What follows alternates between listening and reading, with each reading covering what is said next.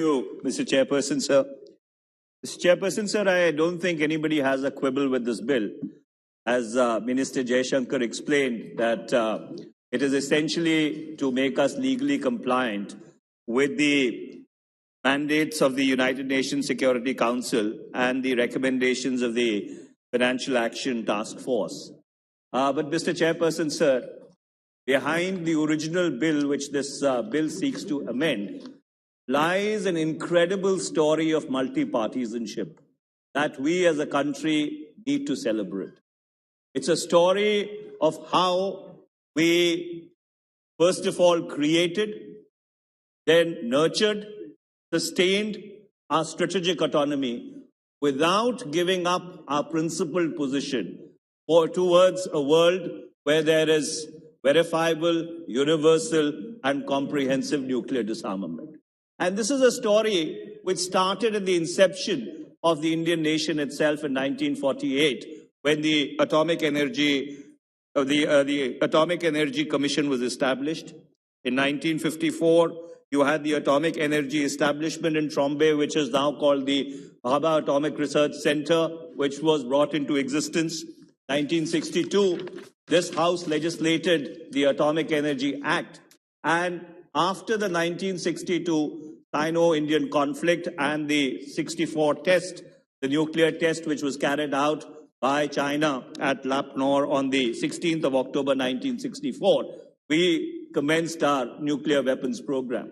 And that culminated in the first peaceful nuclear explosion in 1974 under the leadership of then Prime Minister Srimati Indira Gandhi.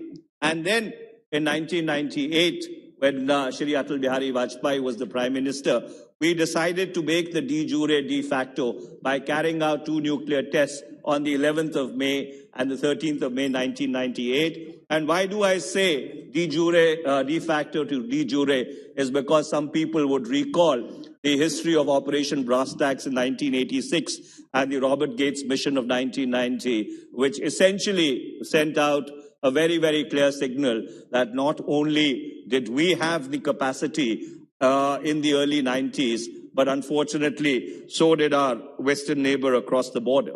But the incredible thing, Mr. Chairperson, sir, is that all throughout this long journey, unlike Pakistan, which opened a nuclear Walmart, it had a rogue scientist called A.Q. Khan, who was not only accused, but finally even held prima facie guilty by Pakistan itself for proliferating nuclear and missile technology.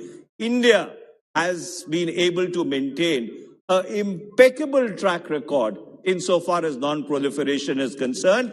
And I think that was the reason why in 2008, when India negotiated the Indo-US nuclear agreement under the leadership of then Prime Minister Dr. Manmohan Singh, and the minister was, I think, then Joint Secretary Americas and had played a very important role in bringing that agreement to fruition.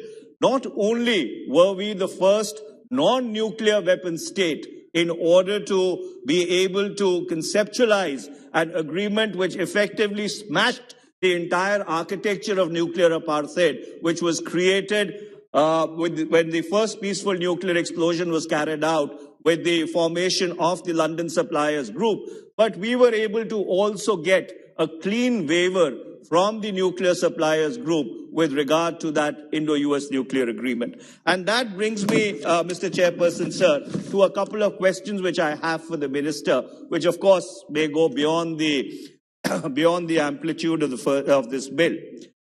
My first question is that unfortunately, after the 2008 Indo-US nuclear agreement and the clean waiver that we got from the Nuclear Suppliers Group, we do not seem to have made much progress with regard to getting membership of that particular organization. My colleague, Honorable Supriya Sule had alluded to some of the obstacles that are there, certain countries which are opposing India's membership of the NSG.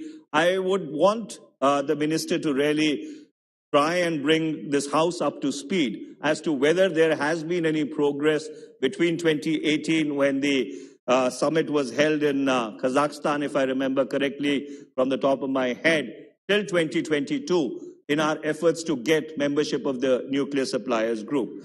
My second question, of course, which was alluded to by some members of this House, given that we've had this impeccable track record of non-nuclear proliferation and coupled with that, we have maintained a very high degree of exactitude insofar as our delivery systems are concerned. The recent inadvertent launch of the BrahMos missile, which landed in Mia Chunu in Pakistan, and which, if you go by reports in the public domain, could have not only endangered civilian aircrafts which were in the vicinity of the trajectory of this missile, but also may have invited a retaliatory launch, given that unlike us, our Western neighbor actually has a first use posture. If the minister could actually throw light as to what steps has the government taken after this inadvertent incident to ensure that something of this sort does not get repeated in future. My penultimate question is with regard to something strange that I discovered while I was researching this bill. In the year 2018, in the Bodh Gaya blast case, the Weapons of Mass Destruction Act was invoked by the National Investigating Agency. In fact, they invoked section 14, 17, and 19, and the public reports which are there, or whatever is there in the public domain, is completely ambiguous about really what happened after these sections were invoked. If the minister could enlighten us, whether charge sheets were filed in terms of these relevant sections of the WMD Act, because as I understand it, the Weapons of Mass Destruction Act is essentially to ensure that there is no proliferation of chemical, biological, radiological, or nuclear weapons. And since this was a first that our National Investigating Agency had actually invoked provisions of this act, if the minister could enlighten the House as to what has been the progress those negotiations. My last point would relate to our no first use posture. In the August of 1999, in fact, on the 17th of August 1999, after our nuclear tests, India had put a draft nuclear doctrine in place, which was then formalized on the 4th of January 2003 by the Cabinet Committee of Security. And since then, we've had a posture of recessed deterrence and no first use. In the year 2014, just before the elections, in the manifesto which was brought out by the Bharatiya Janata Party, if I recall correctly, on page 39 in the sub-paragraph, there was a certain amount of ambiguity with regard to this no first use posture. Subsequently, former Defense Minister Mr. Parrikar, when he was releasing a book, had actually gone a little further and really suggested that the no first use posture possibly could be under consideration. And even the current Defense Minister, Mr. Rajnath Singh, on the 16th of August 2019, had alluded to it, or alluded to some ambiguity in it after his visit to Pokhran. The reason why I am posing these questions is because all this has created a consternation, and given the fact that our neighborhood is extremely becoming difficult, it would be enlightening to hear from the minister as to whether we continue to maintain a no first use posture, or is there any rethink in government which he would like to share with the House. Thank you very much, Mr. Chairperson. Yes. House. Yes. Because when Pokhran took place, Prime Minister Atal Bihari Vajpayee took me also along. I would like to say one thing. We are proud of our scientists. If you want to speak in the House, you can speak. We are proud of our scientists because America, with all the information they had no information that India is going to do this test.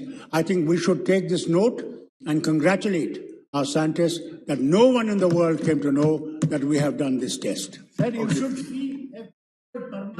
Thank you. Honorable Member Sri Satyapal Singh ji.